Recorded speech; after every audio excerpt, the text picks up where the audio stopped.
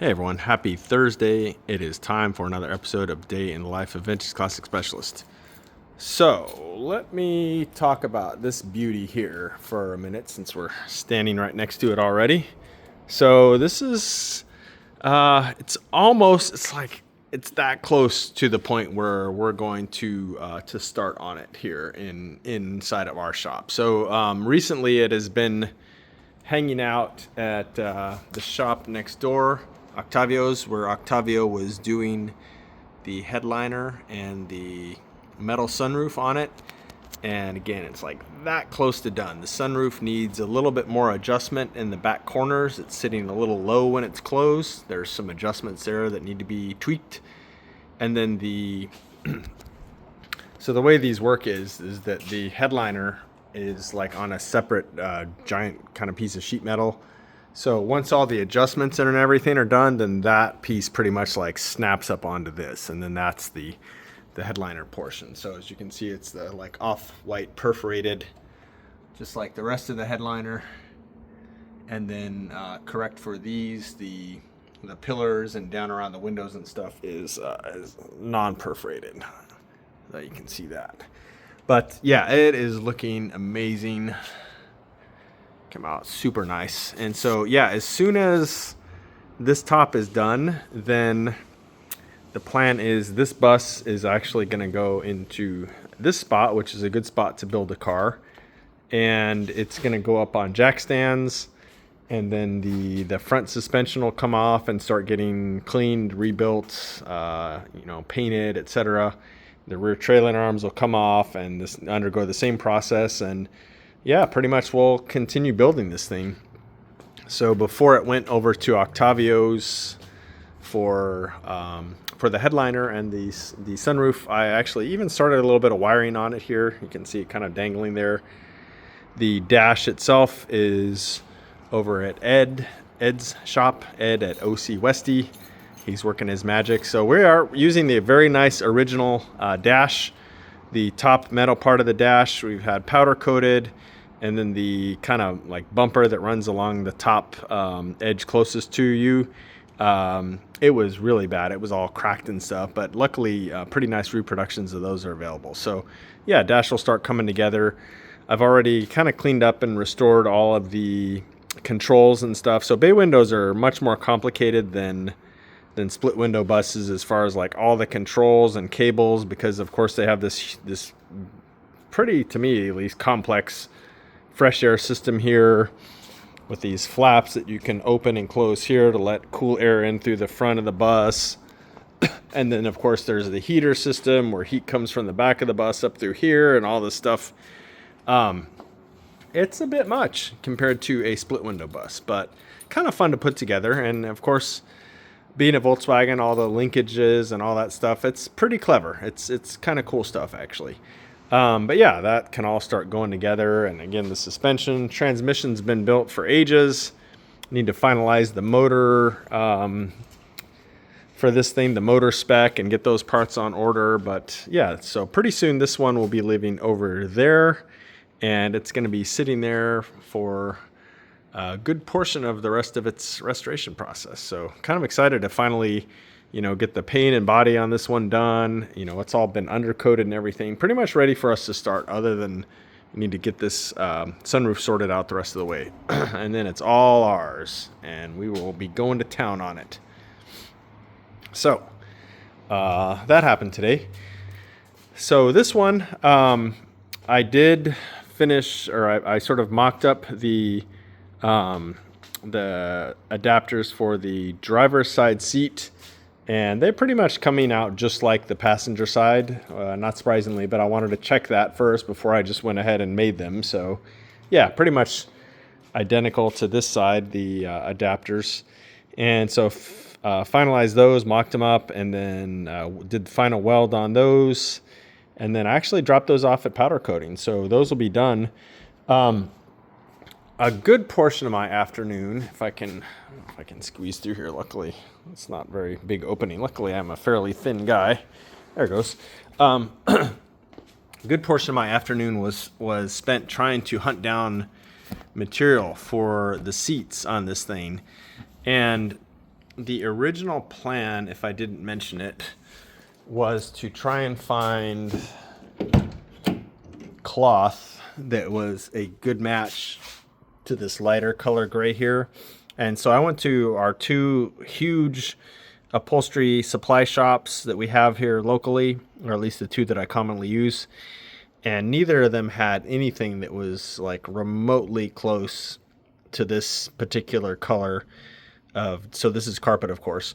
Neither of them had any cloth that would be suitable for seat fabric that was, you know, essentially like anywhere close to this. They were all either like much lighter or had way more blue in them, or just kind of all over the place, but nothing where you could have it kind of next to this and look like, okay, that's like a decent match. Not even close.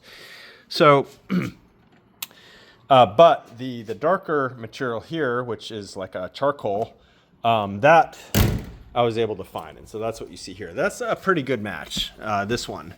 So kind of texting and calling back and forth with the owner, and we decided instead of doing two-tone with the lighter color gray in cloth in the middle, because again we couldn't find that cloth, and then the darker charcoal on the outsides, we decided to just do the whole seats in uniform color with the charcoal. So that's probably what we're gonna do, although I just literally texted him before I started filming this video and said, because yeah, we need more options here.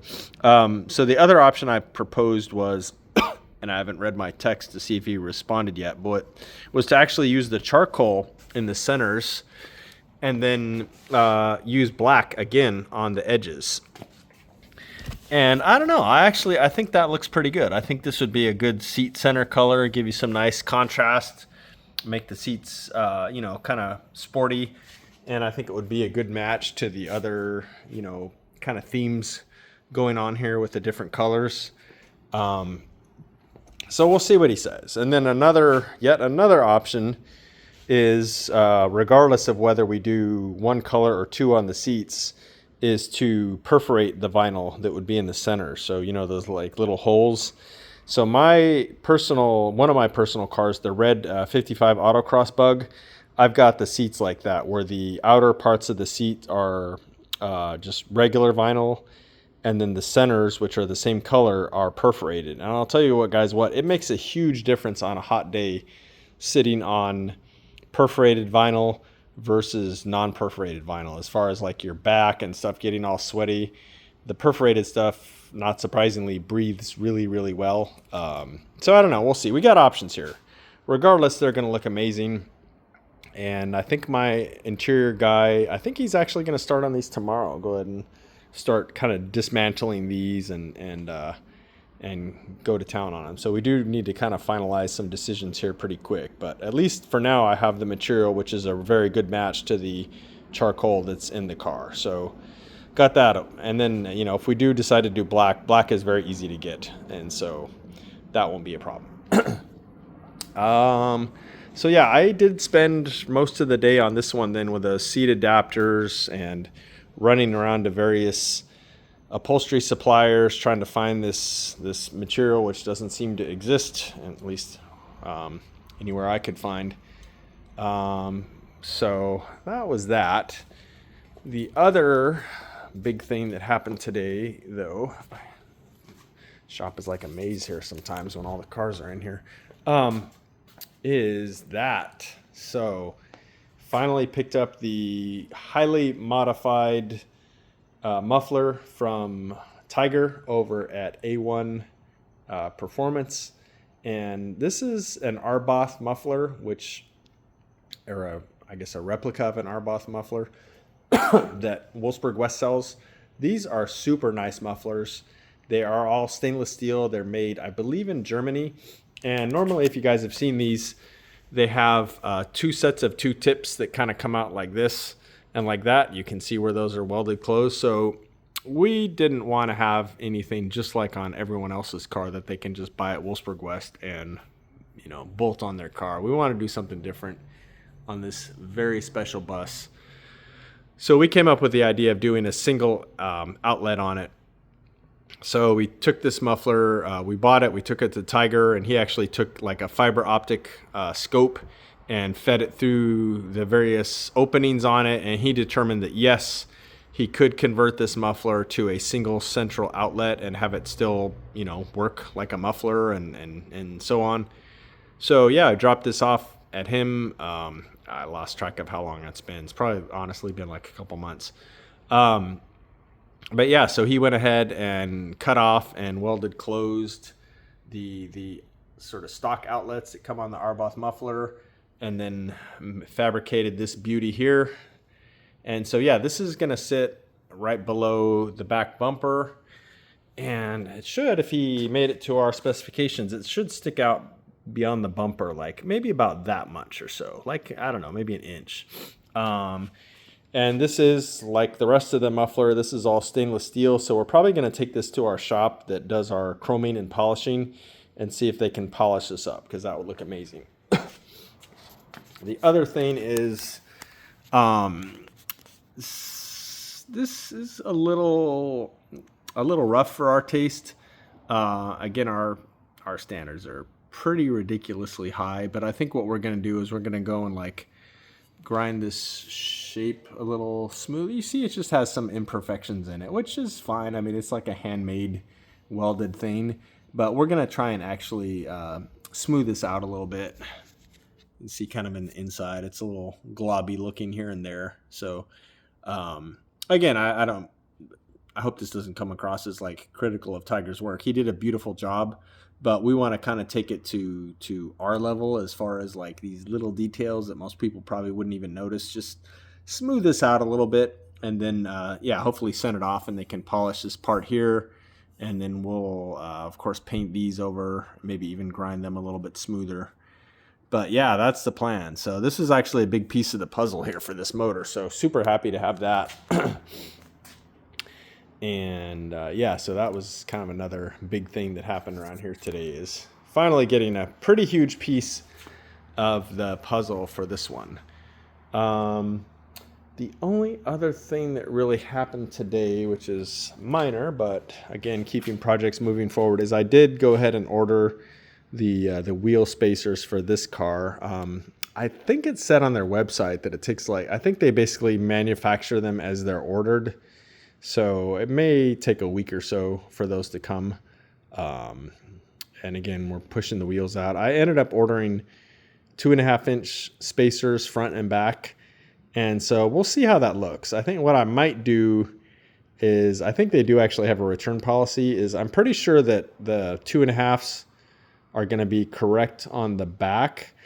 The front, I almost feel like could use 3s, but I don't know. I was a little hesitant to order that. So I think what I'm going to do is I'll only sort of take one pair of the 2.5s, and I'll install one on the back and one on the front, and see if I'm happy with where those sit.